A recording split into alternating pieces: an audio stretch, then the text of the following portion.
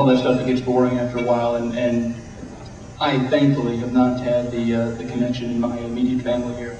But tonight I'd like to introduce a woman whose son, Frankie, is our big post and information. So I'm going to let his mom, Charlene, come up and talk a little bit about their experiences. Charlene.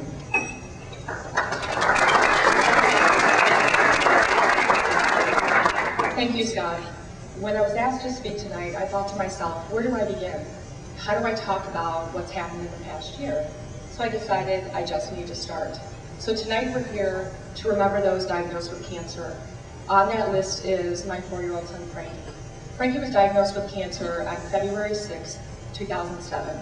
A little bit more than past his 3rd birthday, we noticed some changes in him. He seemed more lethargic, he seemed a little more pale. We couldn't figure out what was going on. There weren't any symptoms that really added up. We thought, do we go to the doctor, do we not go to the doctor? My husband, Frank, and I just debated back and forth, and we thought, the doctor's gonna think we're crazy. There's really nothing wrong with him. What's going on? And then, on an afternoon, his little brother Nicholas had gotten up for a nap, and he said, Mommy, I wanna go up with you. And I said, okay, honey, come on. And he said, Mommy, will you carry me up? He's 3. He wants to run up and down the stairs. He wants free access to everything, and he couldn't do it. So we thought, we're gonna have to do something. So on that dreaded Monday, I called a pediatrician. And you know, Monday morning pediatrician. And they said, okay, we have an 11 o'clock or a 3 o'clock. And I said, you know what, I'll take the 3. He hasn't been napping well, and it might give him a chance to nap. I hang up the phone, and immediately I feel this dread. I pick the phone back up, frantically call again. Is that 11 o'clock slot still open? No, I'm sorry, Mrs. Sobie, it's gone. How about 2 o'clock? Okay, no problem, 2 o'clock. So I hang up the phone and I immediately start crying. And I think to myself, as a mom, Charlene, pull yourself together. He's fine.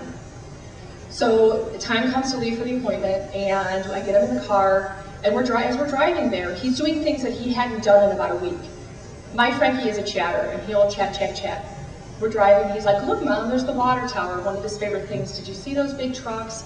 I'm like, okay, maybe I'm crazy. Maybe there's nothing wrong with him. We get to the doctor's office, pull in the parking lot, and he says, Mommy, would you carry me in? And I thought, okay, there's something wrong with this. As a parent of Frankie, this is the first moment in a few moments that I'll never forget. We get in the pediatrician's office, and I'm almost embarrassed. So why are you here today? Well, he's tired, lethargic, pale. I'm not quite sure what's going on. Within 5 minutes, the doctor has this look of concern and fear on her face. And I thought, what's wrong? She's scrambling to try to figure something out. She's visibly uncomfortable. And as a therapist, I know there's something wrong with this woman. And I finally said, Doctor, you really need to tell me what's going on. You're making me very nervous. And she said, I think that your son either has severe anemia or leukemia. And I thought, no way, this is not happening to me. So we scramble. We go for stat blood work. I frantically call my husband, looking for my husband. I'm trying to find my parents to go babysit my son. As I'm driving there, I'm sobbing, and I think to myself, my son has leukemia. How do you know that? I don't know that. So once I get there, the stat blood work, I'm like, how long is it gonna take? I'm frantic.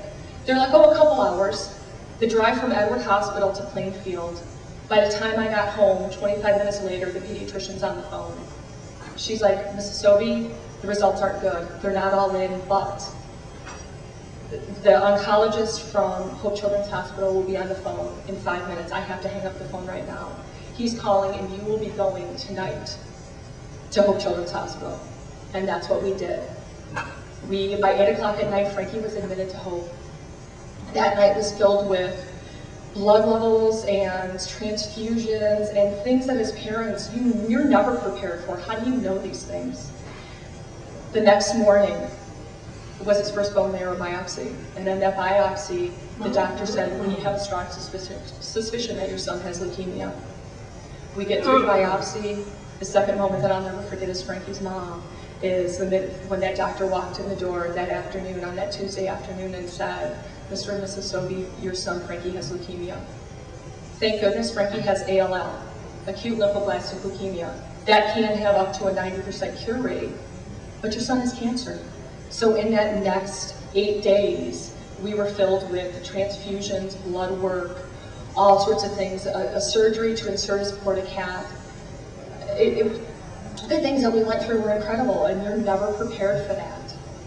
So we finish, we go home with a laundry list of medications that he needs to take. We also go home with a huge binder of all this information, and it answers some of the millions of questions you have as a parent of a child with leukemia. We get home, the third moment that I'll never forget, about 14 days into treatment. And he had pretty much slept the whole weekend, and he was going to the clinic twice a week, having transfusions, trying to get his levels where they need to be. And we had to carry him because he's so tired and lethargic, so we're carrying him into the doctor's office that Monday morning. And we get into the day room after the doctor looks at him. I put his favorite pancake breakfast in front of him, and he's stabbing at it. He can't see it. We come to find out later that high doses of steroid medication, which is a part of that process, for that first month of treatment, caused him to lose his vision. So not only does he have leukemia, but now he's lost his vision. Thank goodness he gained his vision back in one eye. We're still hopeful that things will return in the other eye, but we don't know. So now, thank goodness, we're a year into treatment.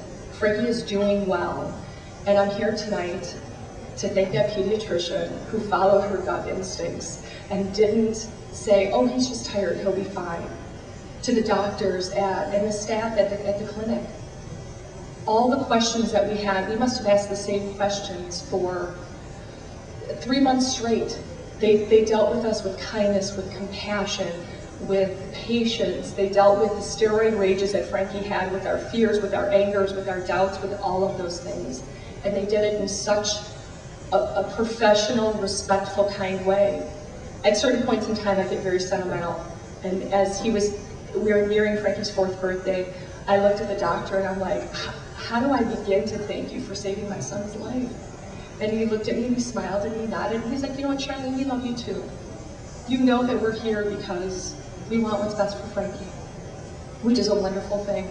And then I also have to thank the Leukemia and Lymphoma Society. Because of you, the cure rates are so high. Without people like Leukemia and Lymphoma Society, my son might not be alive today.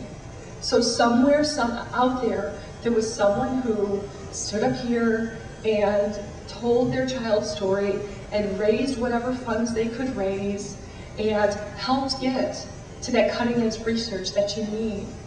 So my promise is I promise that this is my cause, that I can be that person for someone else. I can be that person that might help save someone else's life. A child's life, an adult with lymphoma. After Frankie was diagnosed, I've met so many people who have been touched by these cancers. And we can all do it together. So tonight, give generously. And when it comes to the walks, be a participant in the walks. That's the best thing we can do. And that's the one thing I can do to help Frankie and everyone else out there who's struggling with this. And I hope one day that Frankie can come up here and thank you himself for everything that you've done to be a part of this. So thank you, enjoy your dinner, and thanks for letting me talk.